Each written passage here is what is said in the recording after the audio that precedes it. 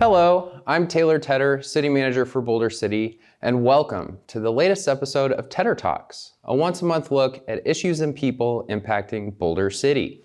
The Boulder City Police Department recently kicked off a new public outreach opportunity, Coffee with a Cop.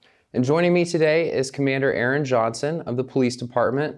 Welcome, Commander. Thank you. Happy to be here. Commander, can you tell us what made you want to do this outreach effort?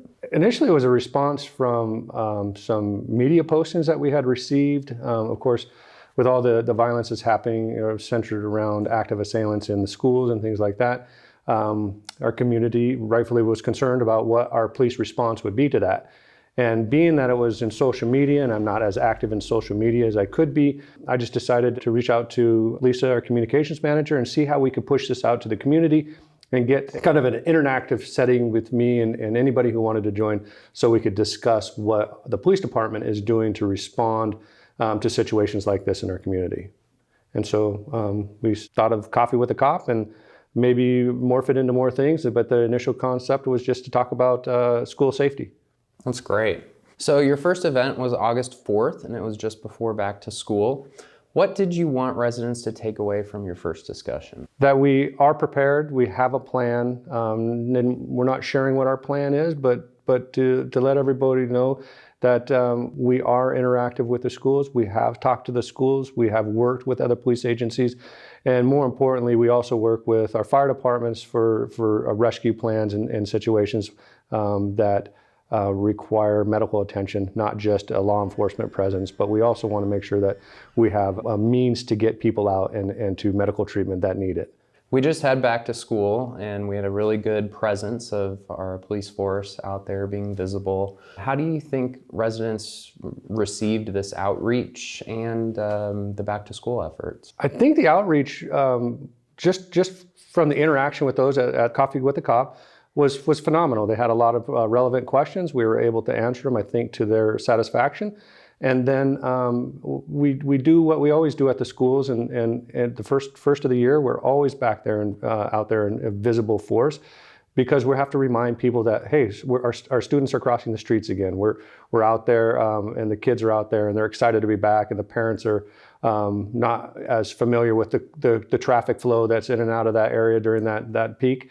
And we just want to make sure everybody's safe. We're always out there, and wanted to make sure everybody was mindful that we would be out there enforcing the school zone, which has changed a little bit. And that was another concept that we had and talked about at Coffee with a Cop, was that we've gotten rid of the when children are present portion of that school zone, and turned it into more the specific time zones that we have out there, which kind of alleviated a lot of confusion. So it was important to push that out to the community too. Yeah, I also noticed the sign difference, and I'm paying very close attention to it. So. It's a struggle for all of us, especially when it kind of varies throughout the valley on how you're going to go through a school zone and what is the proper approach. But importantly, in Boulder City, we do have the specific 7 a.m. start time, and that's what we were out there enforcing. Yeah, having those specific times is helpful, so you know for sure. Alleviates confusion for sure.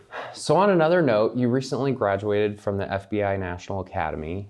Can you tell me about that experience and what all that entails? Yes, it's a 10-week live-in educational collaboration between what was ours, almost 260 executives from across the world. We've had representative, I thought there was 26 countries represented, but the FBI is claiming there were 36 countries represented. Oh, wow. There. So, but regardless, it was really just this interaction between myself and these other law enforcement executives from around the world, and you get real-time interaction from what's going on in those communities and how it relates and how it can be brought back and translated to policing in our department here in Boulder City. I got an email this morning from one of my classmates asking how we do things, and not asking me specifically, but does anybody have information on that? And within minutes, you're seeing 20, 25 different responses, 20, 25 different policies that have already been developed, already been working. And so with that, you can build upon their ideas and create something that is more centralized to your jurisdiction. That is so valuable. It is. And the relationships you make are also invaluable. you have these connections throughout the world. And one of the things I give an example of the issues that are going on in Ukraine. I got to interact with people from Latvia. I got to interact with people of Bosnia, Croatia, Italy, Spain, that are there dealing with this real time. How is this impacting your agencies, your departments, and your countries? It's amazing just to be able to interact with them. Wow. Well, it is a really prestigious program, and I'm really glad that you're able to go. So congratulations. Thank you. On that. And again, I thank the city for allowing me to go. So as a law enforcement officer, what is the most rewarding aspect of your work? That really is a two-part question, because if you ask me as a cop, what is the most rewarding part of being a cop? It is the instant gratification of being able to help somebody, whether it is, getting a drunk driver off the street, knowing that you could have saved their life as well as countless others. That is instant gratification, and that is a truly rewarding portion of the job.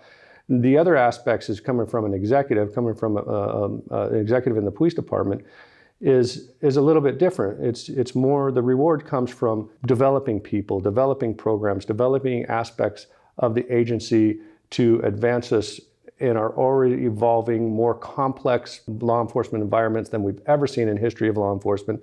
And watching these people grow and develop and then advance to the organization, and then seeing them and walking in one day and going, my gosh, you got it. I don't have to do that anymore. I can go on and do other things. And that's really the reward for me right now, being able to move on to other things, because they have it. They're taking care of it. And you can move on from these other issues and go deal with coffee with a cop, go deal with community issues, go engage with the community rather than figuring out what vehicle to buy. Those are the important things to me.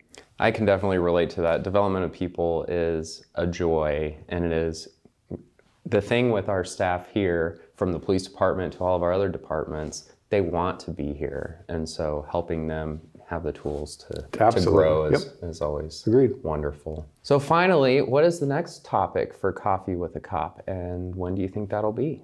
Well, we have another one scheduled for September 8th. It's going to be 9 a.m. at the same location at the Dam Roast House, and it's going to be on our electric vehicle program. So we recently got funding to purchase some electric vehicles, and fingers are crossed right now that we'll be able to have 2 vehicles side by side at the Dam Roast House for people to come out and see what we're doing, why we're doing it, ask questions about it. And it's exciting for me, because it's been about kind of a 2-year dream for me to get to this point, and just to see it actually take off, and we're right down the road from having these things on the ground, painted up, and to see if they really work as a viable option for policing. Other agencies around the country have tried it. We're going to see if it's successful for us, and if it's not, it's not. We definitely have use for them in the city. And then I'll also, from the other point, is that it's less impactful in the environment, and that's something that is a huge concern to me. And a huge concern is what am I leaving my kids down the road? Am I leaving them a viable environment for them to live in? And so this is maybe my little bit to be able to help them out, help out the community.